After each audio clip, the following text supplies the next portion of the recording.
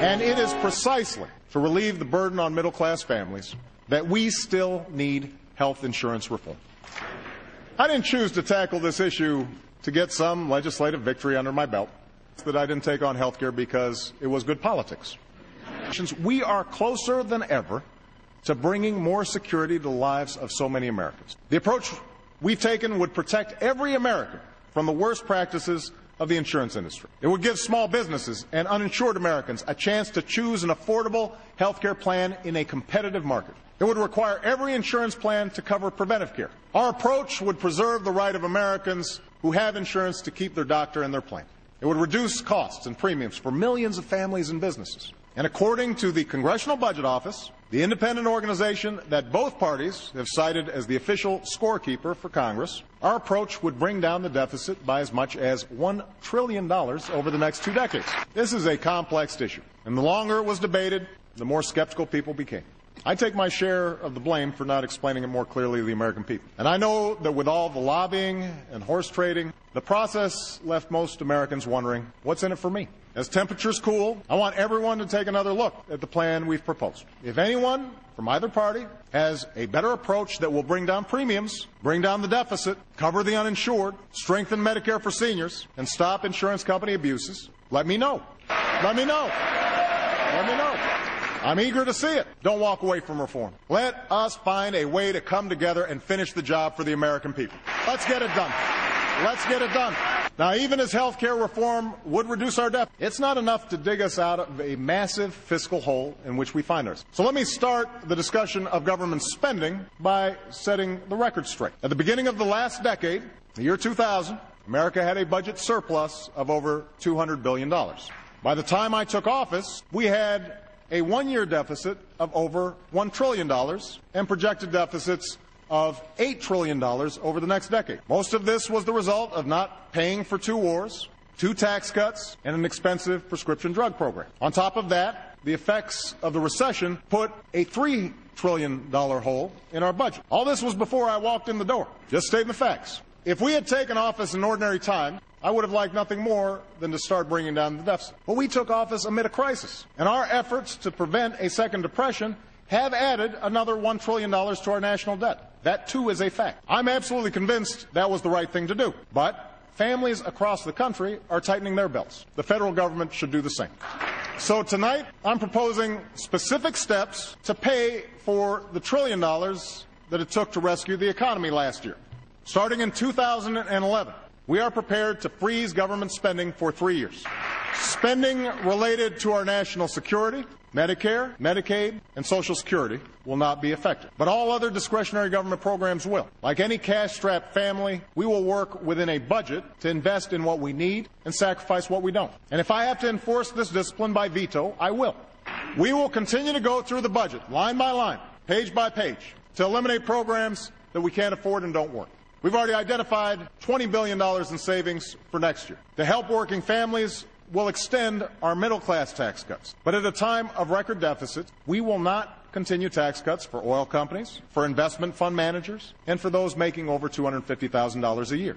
Even after paying for what we spent on my watch, we'll still face the massive deficit we had when I took office. More importantly, the cost of Medicare, Medicaid, and Social Security will continue to skyrocket. That's why I've called for a bipartisan fiscal commission. This can't be one of those Washington gimmicks that lets us pretend we solve a problem. The commission will have to provide a specific set of solutions by a certain deadline. Yesterday, the Senate blocked a bill that would have created this commission. So I'll issue an executive order that will allow us to go forward, because I refuse to pass this problem on to another generation of Americans. When the vote comes tomorrow, the Senate should restore the pay-as-you-go law that was a big reason for why we had record surpluses in the 1990s. I know that some in my own party will argue that we can't address the deficit or freeze government spending when so many are still hurting. And I agree, which is why this freeze won't take effect until next year, when the economy is stronger. That's how budgeting works. Understand, if we don't take meaningful steps to rein in our debt, it could damage our markets, increase the cost of borrowing, and jeopardize our recovery, which is why this freeze won't take effect until next year, of which would have an even worse effect on our job growth and family incomes. From some on the right, I expect we'll hear a different argument. If we just make fewer investments in our people, extend tax cuts, including those for the wealthier Americans, eliminate more regulations, maintain the status quo on health care, our deficits will go away. The problem is that's what we did for 8 years. That's what helped us into this crisis. It's what helped lead to these deficits. We can't do it again. Rather than fight the same tired battles that have dominated Washington for decades, it's time to try something new. Let's invest in our people without leaving them a mountain of debt. Let's meet our responsibility to the citizens who sent us here. Let's try common sense, a novel concept. Now, to do that, we have to recognize that we face more than a deficit of dollars right now. We face a deficit of trust, deep and corrosive doubts about how Washington works. To close that credibility gap, we have to take action on both ends of Pennsylvania Avenue, to end the outsized influence of lobbyists, to do our work openly, to give our people the government they deserve. That's what I came to Washington to do. That's why, for the first time in history, my administration posts on our White House visitors online. That's why we've excluded lobbyists from policy-making jobs or seats on federal boards and commissions. But we can't stop there. It's time to require lobbyists to disclose each contact they make on behalf of a client with my administration or with Congress. It's time to put strict limits on the contributions that lobbyists give to candidates for federal office. With all due deference to separation of powers, last week the Supreme Court reversed a century of law that I believe will open the floodgates for special interests, including foreign corporations, to spend without limit in our elections. I don't think American elections should be bankrolled by America's most powerful interests, or worse, by foreign entities. They should be decided by the American people. And I'd urge Democrats and Republicans to pass a bill that helps correct some of these problems. I'm also calling on Congress to continue down the path of earmark reform. Democrats and Republicans. Look, you've trimmed some of this spending. You've embraced some meaningful change. But restoring the public trust demands more. For example, some members of Congress post some earmark requests online. Tonight, I'm calling on Congress to publish all earmark requests on a single website before there's a vote, so that the American people can see how their money is being spent. Of course, none of these reforms will even happen if we don't also reform how we work with one another. Now, I'm not naive.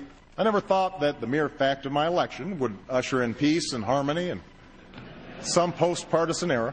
I knew that both parties have fed divisions that are deeply entrenched. And on some issues, there are simply philosophical differences that will always cause us to part ways. These disagreements about the role of government in our lives, about our national priorities and our national security, they've been taking place for over 200 years. They're the very essence of our democracy. But what frustrates the American people is a Washington where every day is election day. We can't wage a perpetual campaign where the only goal is to see who can get the most embarrassing headlines about the other side. A belief that if you lose, I win. Neither party should delay or obstruct every single bill just because they can. I'm speaking to both parties now. The confirmation of well-qualified public servants shouldn't be held hostage to the pet projects or grudges of a few individual senators. Washington may think that saying anything about the other side, no matter how false, no matter how malicious, is just part of the game. But it's precisely such politics that has stopped either party from helping the American people. Worse yet, it's sowing further division among our citizens, further distrust in our government. So no, I will not give up on trying to change the tone of our politics. I know it's an election year, and after last week, it's clear that campaign fever has come even earlier than usual. But we still need to govern. To Democrats, I would remind you that we still have the largest majority in decades, and the people expect us to solve problems, not run for the hills. And if the Republican leadership is going to insist that 60 votes in the Senate are required to do any business at all in this town, a supermajority, then the responsibility to govern is now yours as well. Just saying no to everything may be good short-term politics, but it's not leadership. We were sent here to serve our citizens, not our ambition. So let's show the American people that we can do it together. This week I'll be addressing a meeting of the House Republicans. I'd like to begin monthly meetings with both Democratic and Republican leadership. I know you can't wait.